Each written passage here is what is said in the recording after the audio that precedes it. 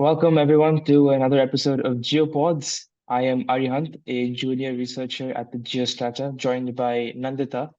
And today we are here to talk about the Pakistani elections that took place on the 8th of February, 2024. We're going to talk about its implications on India. We're going to talk about the extent of democracy that was exercised. We're going to talk about the problems that occurred and what it means for Pakistan as a country, as a democracy going forward.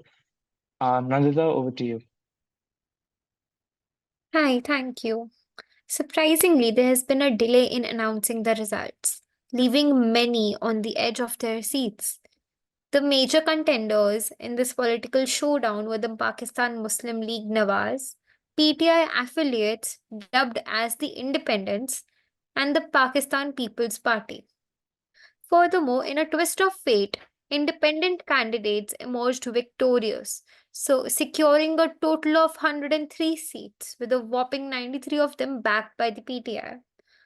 Following closely behind them were the Pakistan Muslim League Nawaz with 75 seats and the Pakistan People's Party with 54 seats. Now, what is going to happen is the anticipation builds as talks of a potential alliance between the Pakistan People's Party and the Pakistan Muslim League Nawaz begin to circulate. What do you think about it, Aryan? So I think one very interesting thing about elections is that it's obviously the military's role. Um, as I discussed with you before we started this podcast, there has been no ruler, no democratically elected leader of Pakistan that has completed his 5 years in office. And the military essentially picks its leaders based on its preferences, based on its interests. For example, before Imran Khan came into power, it was Nawaz Sharif, and Nawaz Sharif was elected on the basis of being very close to the military.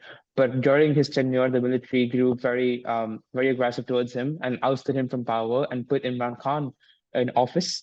And the same thing happened with Imran Khan when the military sort of understood that his intentions were different from what they were expecting.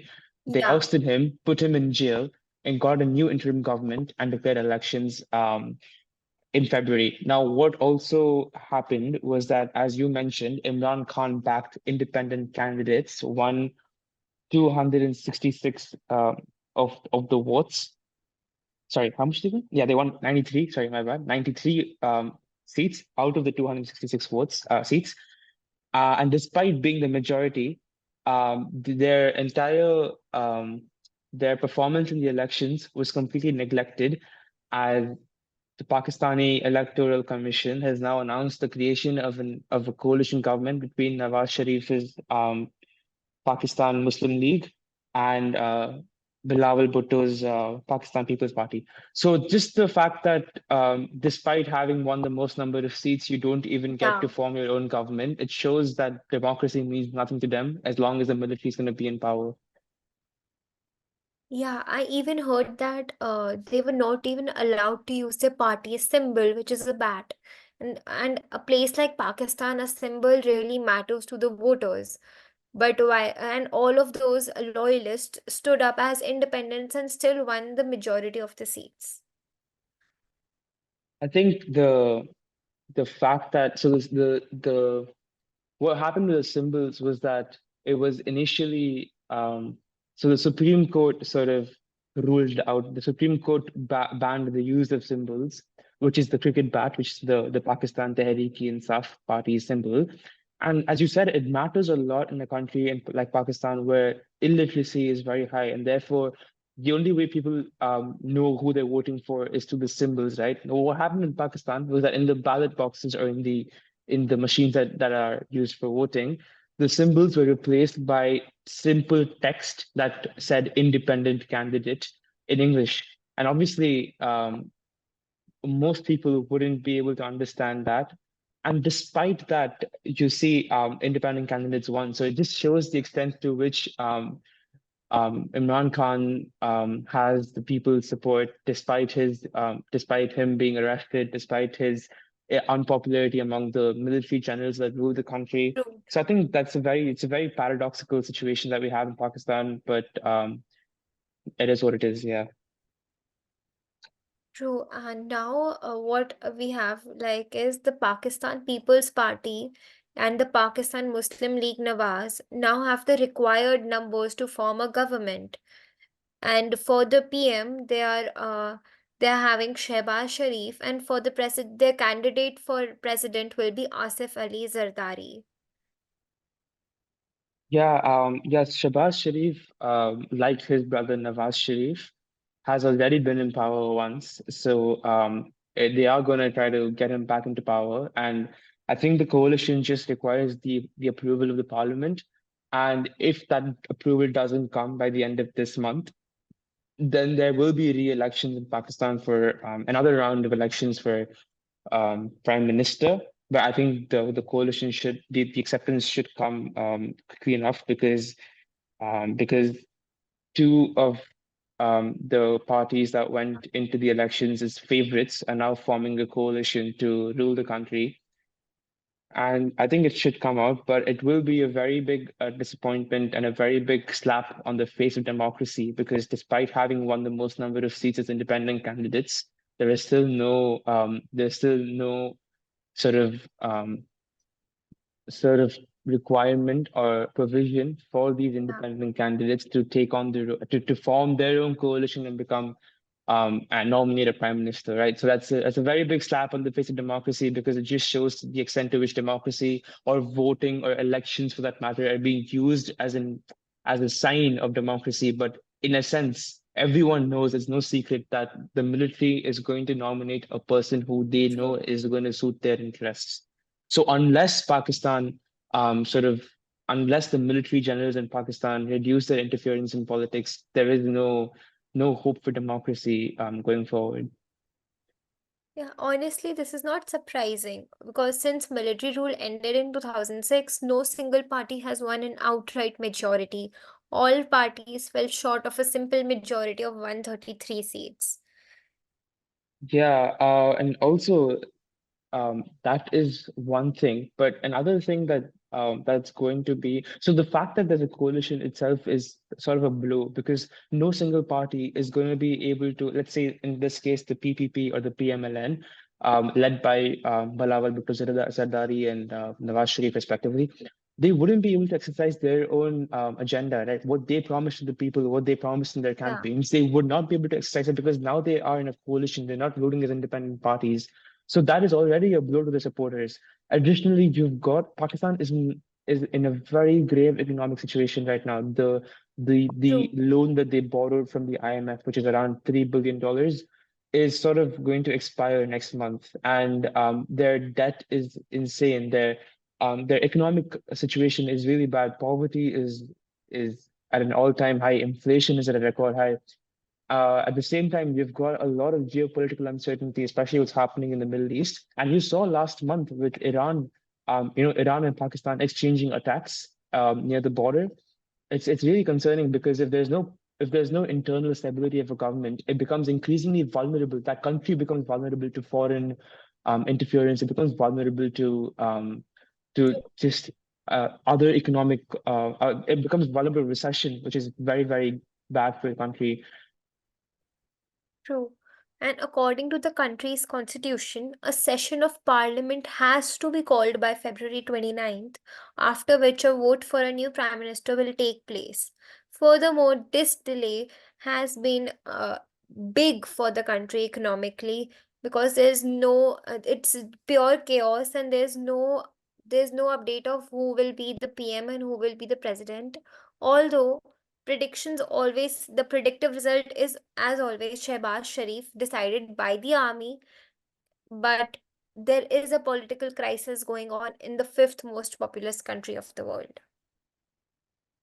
Yeah, in terms of the legal implications, I don't think any of the rules were followed properly. So the first thing that struck me and was really interesting was the fact that the Election Commission of Pakistan, by law, is required to declare the results within 12 hours of elections, or I think within 12 to 14 hours of elections, which didn't happen because it's been almost 3 weeks, and we still don't have a result. The parliament is hung, and I mean that entire requirement, that legality requirement was sort of just bounced on. Additionally, internet services were suspended, SMS was suspended, which means that people weren't Yeah. able to find polling booths near them. They weren't able to find transport to take them to those polling booths. They weren't able to the understand what's happening around the country, because at the same time you had suicide attacks in Balochistan, you had a lot of other isolated incidents. So I think by suspending internet services, it really put the country, it put democracy at an even greater risk, and it prevented a lot of people from voting in the first place, which sort of makes the election extremely sort of incomprehensive. So that is one thing that they did. Thousands Yeah. of PTI activists were arrested. Imran Khan himself was arrested. So yeah, you can see the extent to which they sort of manipulated the election, and it's going to be this way unless the army sort of retreats itself from the political scene. Yes, there have been many allegations about votes being rigged this time. And furthermore, so many protests for this, but the government is not acknowledging it. Yeah, and I also read that I forget the place where this happened, but one of the candidates who was elected sort of didn't win. Like he won the most number of seats in that constituency, but his position was instead given to a member of the PMLN, if I'm not wrong. Sorry, not PMLN, to a member of another regional party that did not win the majority. And that Mm, candidate actually gave up his post, resigned from his post because mm, um, because I mean he was an honest candidate and he felt that he doesn't deserve to be there if he hasn't won the most number of seats. So it just goes to show that no matter how much you go to the polls or try to get a black ink on your finger after voting, as long as you don't appease to the military, as long as you're not seen as a favorable candidate, you're never going to be able to actually make it to office. So I think yeah. that just sums up Pakistan's elections in one sentence. Yeah, as far as India is concerned, Sharif has promised better relations with India, but since the ultimate decision maker in Pakistan is its army, it hardly matters. The manifesto of the PML says that till New Delhi does not restore Article 370, there will be no talks with India. So, this really shows a side of hypocrisy as well. With such a radical position, it will be challenging for Sharif to make a progress in the relations with India. Also, the new government should focus to stabilize the economy because it should start looking towards starting trade with India again. Furthermore, being in a debt crisis, really, it would really help them to further the relations with India, as India can be of big help to them. Yeah, and I think um, India offers possibilities, being its most important neighbor. I think India offers a lot of possibilities in terms of trade, in terms of economic support. You saw what how much of a role India played when Sri Lanka went into crisis. I mean, I think our contribution to Sri Lankan economy was greater than that of the IMF itself.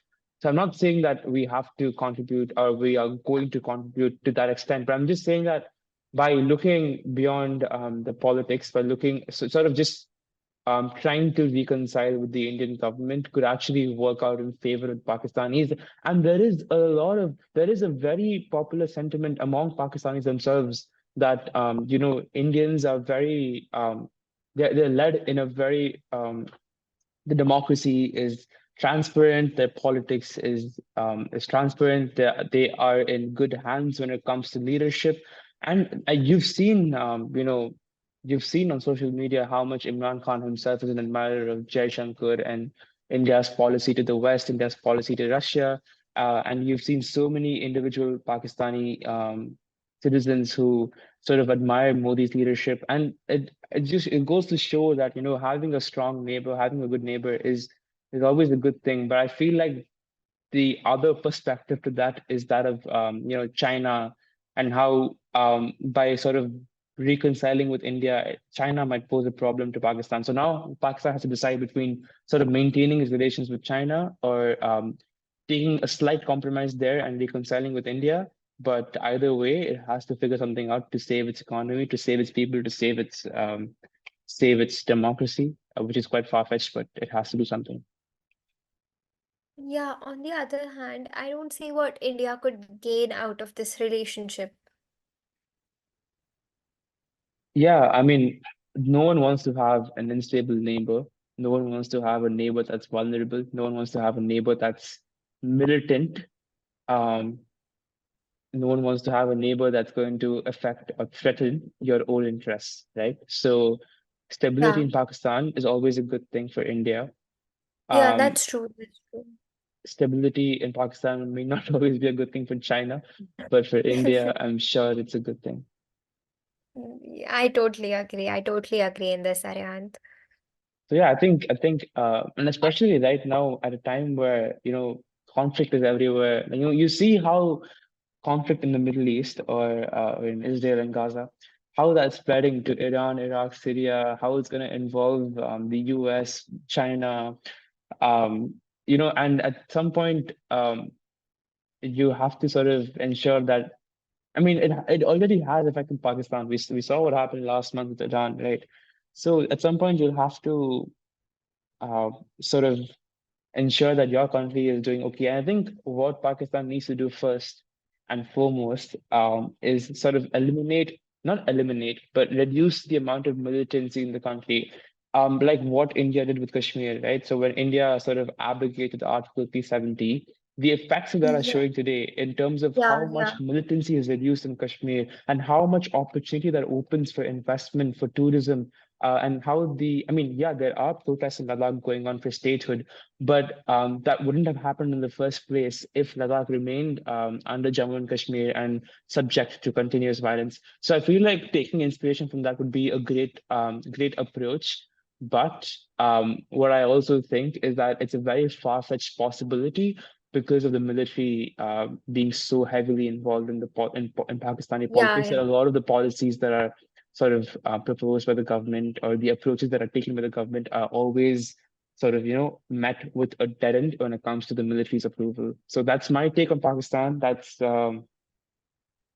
essentially what this podcast intended to do, just give our audience a perspective on Pakistan, what it means for India, what it means for the world, and for Pakistanis themselves. Yeah. And I thank you for your insights, and I hope that this conversation opened up new questions, new perspectives. And thank you for listening in. Thank See you you. soon. Bye-bye.